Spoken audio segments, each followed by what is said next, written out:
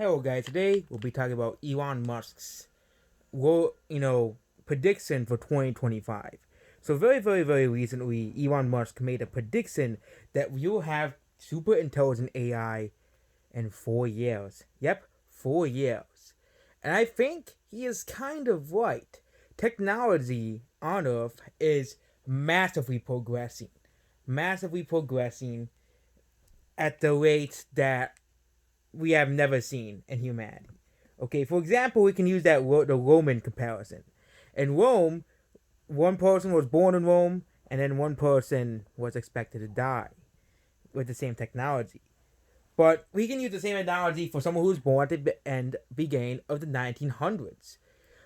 Everybody used horses. There was no such thing as flight.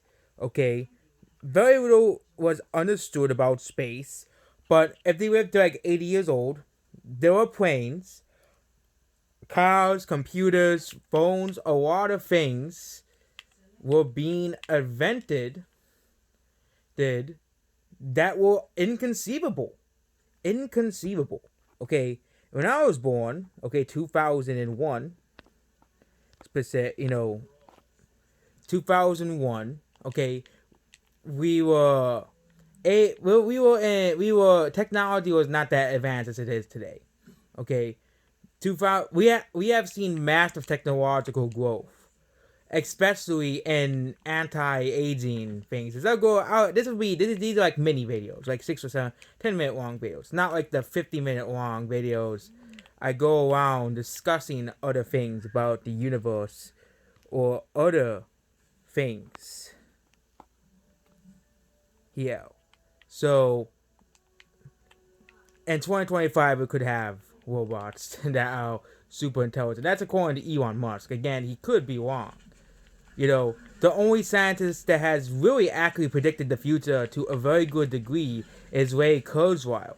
Which again, he is an inspiration for a lot of futurists, around the world. A lot of futurists around the world. He was the one who predicts that we'll reach longevity escape velocity by 2021. And of course, I'll discuss that in another video. That Ray Kurzweil might actually be right. He might actually be correct in a prediction, considering that there. But it's a pretty. We're now living in an interesting time for humanity. For example, back in 2001, when I was a kid, we had stuff like the DS game. For example, let's use game graphics. Game graphics were very not good. Okay, now game graphics look almost real.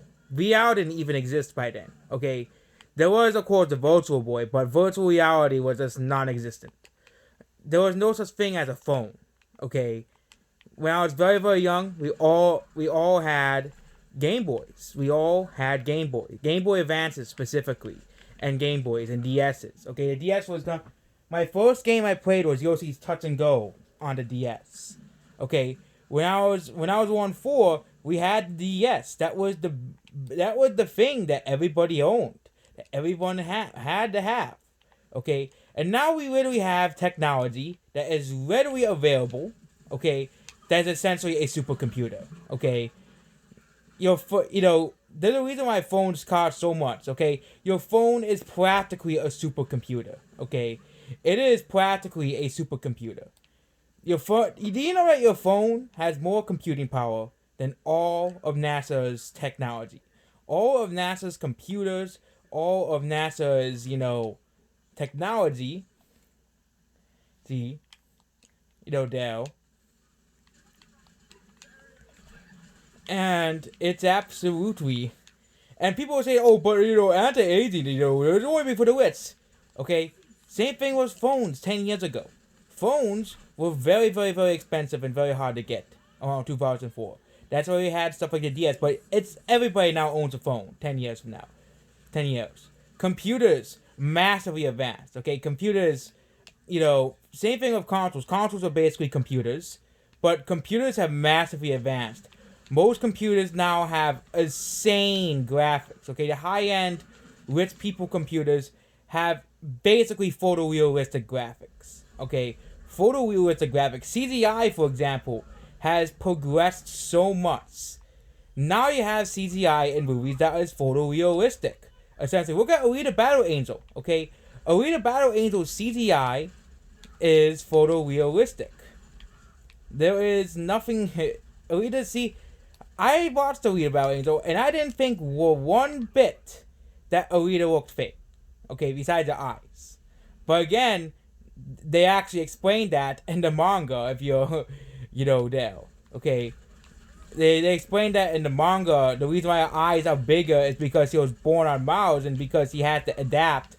She had to adapt to living on Mars. So of course her eyes are naturally bigger because Mars is different from Earth. Mars is far different from Earth. Okay, far different from Earth. Okay, there. So you have that, for example, Alita Battle Angel. There. A lot of, again, Endgame. That's another one. Very, very, very realistic CGI. Endgame had very, very, very photorealistic CGI. Okay, photorealistic CGI. Endgame never had fake CGI. I never felt like Endgame. Same thing with Star Wars, Rise of Skywalker. Okay, the movie is not that great, but the CGI was practically photorealistic. We now have basically complete photorealistic CGI and characters in movies and games. Okay, let's look at the PS5 and Xbox Series X. Okay, you literally have photorealistic CGI. Okay, photorealistic characters, and when we grew up, CGI was so fake. It was so fake. It was so easy to fake. Okay, of course, it's still bad CGI. There's the movie Cats. We have to remind that those creepy things exist. Where it's nobody likes cats. I don't think a single soul likes that dumb movie. But technology has been progressing. Okay, gene editing and immortality is a now so real thing that most people in Gen Z and millennials. Okay, the media is even talking about this now. You really have media sources talking about how Gen Z and millennials can live forever. Okay, Okay, we have 3D printed houses now. We have flying cars. We're the first generation. Okay, to see flying cows become reality. Okay, flying cows become reality. In 2020, they made, again, flying cows is nowhere near a vision in Back to the Future. That's why people say, oh, we don't have flying cows yet. Okay, hoverboard. Hoverboard is now very common and easy to get. A hoverboard. Okay, hoverboard is now a very common and easy thing. And it was only invented over the past 10 years. Flying cows will be readily available by 2030. I'm predicting, that's one of my predictions. Same thing of self-driving cars. Okay, soon you won't need to drive by 2030. You won't need to drive by 2030 because you'll have self-driving cars. Okay, which is good for people who have anxiety over driving cars. I have a massive anxiety, massive fear of driving cars. It's a fear that I just have.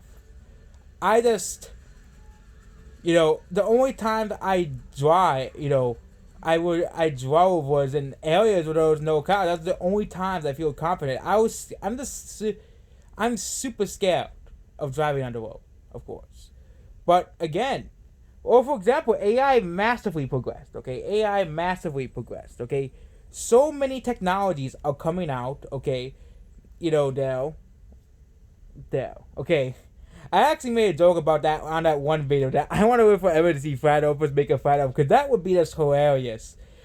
Flat earthers, they're like, we're sick of this dumb earth. Let's make our flat earth so we can be correct about the flat earth. And I can't wait for the memes about that. The memes about flat earthers making a flat earth a reality. It'll just be so hilarious. So funny. Okay, flat earth is actually real. So scientists who all happen to be flat earthers create a flat earth. They create their own flat earth. Okay, for example, like people mock are mocked for having waifus. They are literally mocked and said they have no. They were swollen. They were attaching themselves to fictional characters.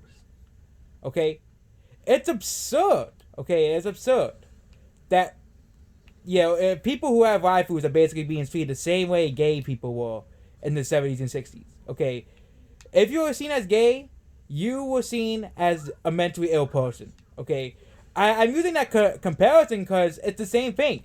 You should be allowed to love who and what you want. Okay, again, the people who say that who criticize and complain about people for having waifus or fictional crushes. They will say, but they're fake. They're fake. You can't fall in love with someone who isn't real. Well, AI is gonna make that real in the next 10 years. So stop crying. Okay, stop crying. The AI. I wouldn't be surprised by 2030 you'll be allowed. There'll be an app where you can make basically any fictional character, male or female, okay, Shrek or not Shrek, okay, where you can be friends with them, where you can talk to them, okay, talk to it, okay, you'll be able to talk to your own waifus, okay, or husbandos, or even just or even make friends, okay, there already are apps for it. Okay, there's already apps where you can have a AI companion, an AI friend. There's already apps out there, but you can't really make Shrek, okay, or you make Goku, okay. It's a very, very, very like predetermined thing. Okay, if I had AI friends, I would make Goku, Diva, Tracer, Waluigi, Mario, okay. Fictional characters you can actually talk to, okay. But again, it's like every kid's dream. Like, oh, I get to talk to Superman, okay? Or Batman, my inspirations, my hero, my idol, okay? A lot of people have fictional characters as their idol. I think a fictional character is much better to have an idol than, Kim Kardashian, okay? Kim Kardashian is a horrible idol. A horrible idol to have, okay? Same thing with a lot of most of the celebrities, okay? There are, of course, good celebrities that have an idol. You have Keanu Reeves, you have many others, many good celebrities that are actually good idols, but most of them, they're in for the money, okay? They're in for the money, okay? And of course, there's good celebrity idols like, Chuck Norris and Keanu Reeves. Those are good idols to have, okay? But the bad ones, who Kim Kardashian, Kanye West, those are bad idols. But yep, there we go. So, according to Elon Musk, in 5 years, we're going to have killer robots. So, hopefully, Skynet does not destroy this entire universe, this world. And then, the gods will really have a trouble dealing with us and the machines. So, that's basically it about this video. Goodbye.